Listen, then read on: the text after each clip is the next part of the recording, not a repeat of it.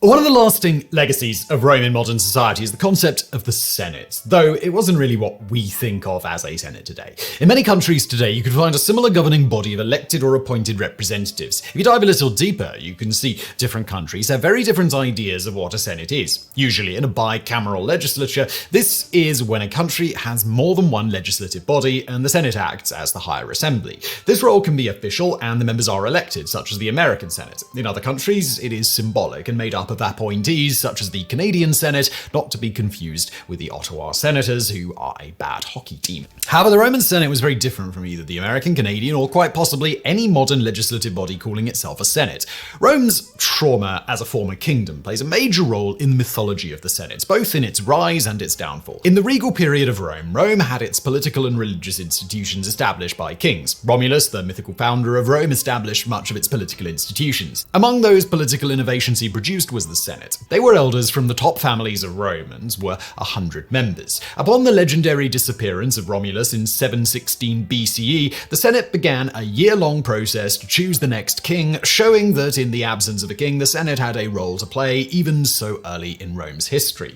The religious institutions that were then created were typically ascribed to the second king, Numa. He established the religious role of the Senate and established most of the early priesthoods. The Senate chose the third king, Tullus Hostilius, in 672, and he built the Senate house and established Rome's military and martial traditions. According to Roman legends, the neighboring Etruscans then conquered them, and they struggled with the Etruscan king of Rome, Tarquinius Superbus. Lucius Junius Brutus deposed the last king in 512 and established the Republic. The Senate dissolved the king's powers between them, magistrates, and other positions. There were no clearly defined roles shared between the legislative and executive branches of the early Roman Republic. Eventually, the Senate and the magistrates' powers became more clearly defined. While scholars tend to be more sober about the shortcomings of Roman republicanism than they are about Greek democracy, it is still important to keep in mind that Roman republicanism is still not our modern republicanism or democracy. There are key differences. For one, the Roman Senate was not egalitarian, even symbolically like the assemblies. It was an aristocratic body, and one that had a lot of power invested in it. The senators saw themselves as belonging to the upper patrician class, and they enacted policies and laws that benefited their families and self-interest.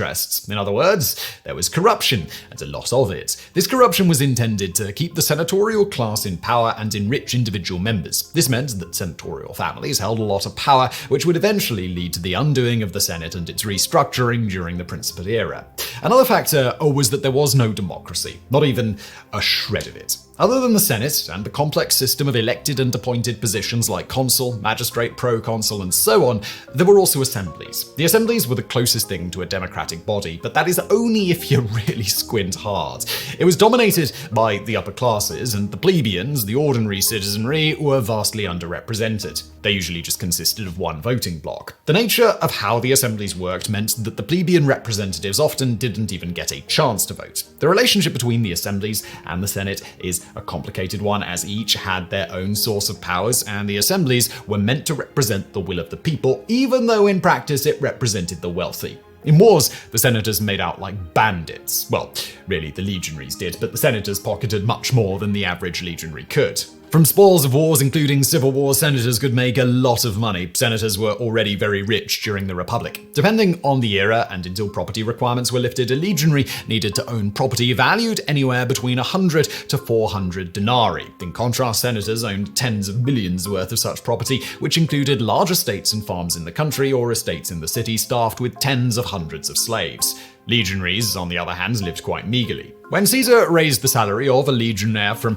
125 to 225 denarii a year, it was still considered too little, yet senators lived off much more. This was in a period when Rome was constantly expanding, both into Italy and out into other parts of the Mediterranean. There was more than enough money to go around and plenty of issues keeping the legion in line and staffed. A little extra for the soldiers would have gone a long way, but the Senate was more than happy to pocket the lion's share. Another key difference between our modern Senate and the Roman Senate is that the Roman Senate was in no way a secular institution. In all this, it's important to understand that our modern ideas of religion and secularism are not something the Romans would acknowledge. They had very different ideas of what religion and politics were and how far the two overlapped. One could say our modern understanding of both and insistence on their separation is a long evolving discourse coming from a Christian critique of Roman religion and politics.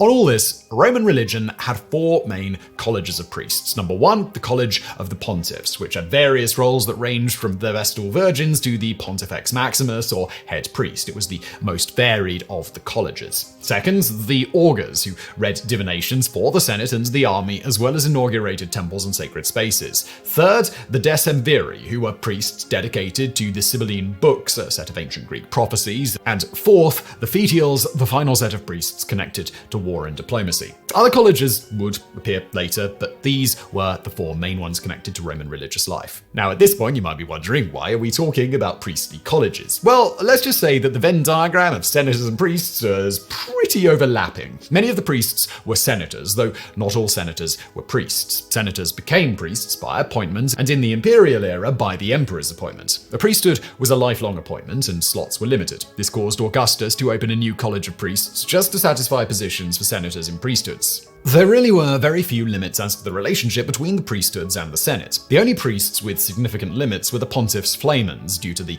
individuality their priests were afforded compared to other colleges. Flamens were not allowed to become magistrates until later during the empire, and they were allowed a very limited time away from the city of Rome or from their own bed, depending on the suborder of the priesthood. This was not good if you lived or had duties outside of the capital. The other priest that was completely barred from any political duty was the Sacred King. The Sacred King was part of the College of Pontiffs, and he inherited the religious duties of the ancient kings. It's not hard to imagine why he was barred for duty, considering Rome's trauma about the regal days. The emperors quickly learned that the priestly colleges were a good way to keep senatorial friends happy, enemies flattered, and generally exercise power. In the empire, it was the emperors who could appoint priestly positions. Regardless of empire or republic, the priests of the Pontifex College were the ones who put forward religious laws, and it was up to the Senate to approve them, making their relationship quite symbiotic.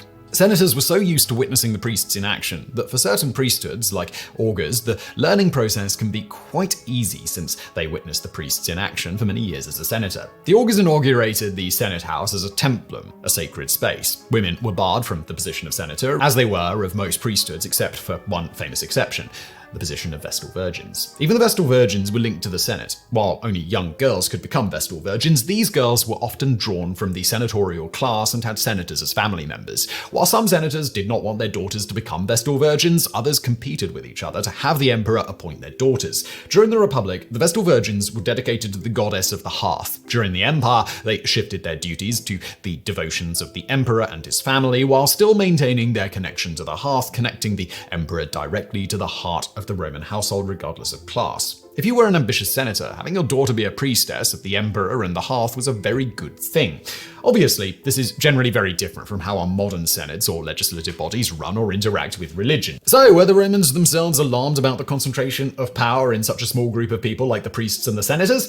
Well, considering that the Senate, at its most powerful, was drawn from the patrician and equestrian classes and sought to concentrate power on them, well, they had little regard for what the plebeians thought. In theory, the magistrate was supposed to represent the will of the plebeians, but the Senate fortified itself over the centuries. The concentration of power is what we today call a feature, not a bug. As Cicero put it, worship of the gods and the highest interests of the state were in the hands of the same men.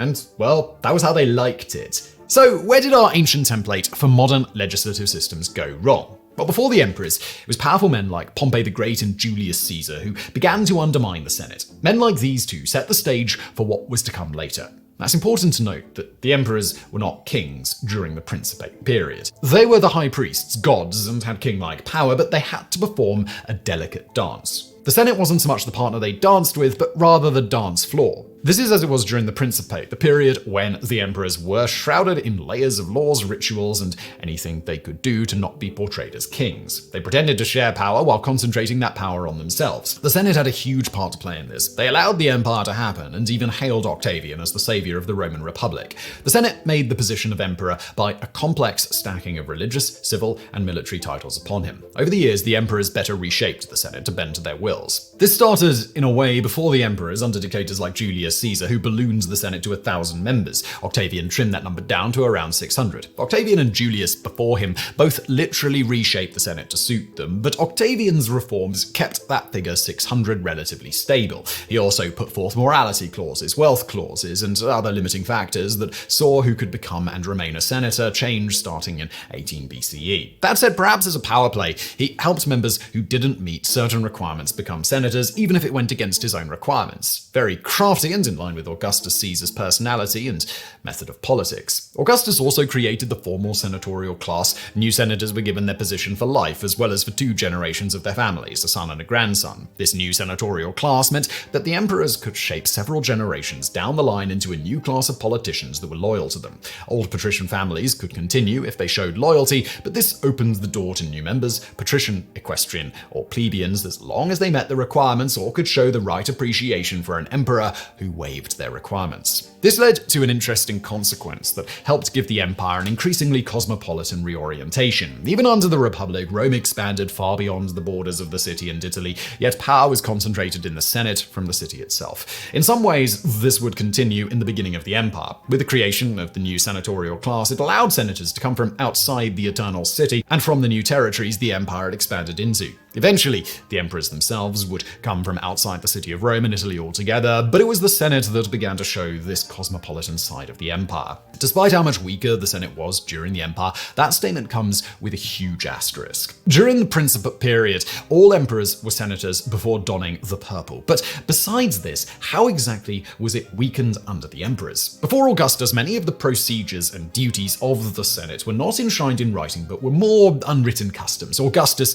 pounced on that weakness to reshape what the Senate really meant. He did not radically change procedures, but enshrined several aspects of the emperorship and its role in the Senate. Essentially, in theory, the emperor was a patrician senator. In practice, senators knew they could not openly refuse an emperor's request. Almost instantly, the Senate became a sham when it came to matters of interest to the emperor. He could not be openly defied. That said, the point of the Principate was, in a way, to pretend that Rome was still a republic, and that meant showing respect to the Senate as an institution of the republic. As long as the Senate stood and appeared to retain its authority, it was business as usual. So, what happened to the Senate in the later days of the empire? Well, it never really went away until the Byzantine Empire did. Emperor Constantine established a second Senate in Constantinople. In the later empire, when the capital was moved there, the Senate took up a different role and was essentially a different body. Senators were brought up through the system of administrative bureaucracy the later empire was known for. It was more of an advisory body for the emperor. The Senate played a role in choosing a new emperor along with the army or in deposing emperors, but it was a very different Senate than that of the Republic and early empire. A notable difference, often not discussed, is the shedding of its older religious role. By this point, Rome was Christian, and regardless of church, Christianity functioned very differently from the ancient Roman religion. It didn't have priestly colleges or a senate, and neither did the priests of the church have the power to radically change their religion the way the Roman priestly colleges and senate could. The Christians themselves placed limits between church and state as a reaction to the marriage of both under Rome. Render unto Caesar what belongs to Caesar, and render unto God what belongs to God. The Senate passed into a purely political and administrative body. The Byzantine Senate continued in this different form and played its role in the history of the later Roman Empire, helping to place and depose emperors until its dissolution at the end of the empire. Looking back from a modern lens, it isn't easy to say that the Senate is good or evil. Passing moral judgments on ancient institutions is not something that's inherently useful, but since we inherited this model of government, at least on the surface, it is important to evaluate its history. The Roman Senate ultimately did not live up to its own purpose. In the heights of the Republic, the senators maintained control over the lower classes and grew rich and fat off constant wars and expansion. As it grew, it started to prepare the way for its own decline. First, it paved the way for the return of the autocracy it feared so under the kings. It used its immense power to support the return of an autocratic figure in the emperor until the emperors stripped the Senate of its free will and subjugated it. Finally, any religious significance of the Senate was stripped by the time Rome was Christianized, making it even more of a shell of its original intent. That said, was it all bad? Well, the Senate started to reflect the cosmopolitan nature of the empire under successive emperors. While the Senate died in the West, in the East it continued as a sort of system of checks and balances on the emperors. Its secularization under Christianity and its gradual weakening under the empire set it up as the ancestor of our modern form of government.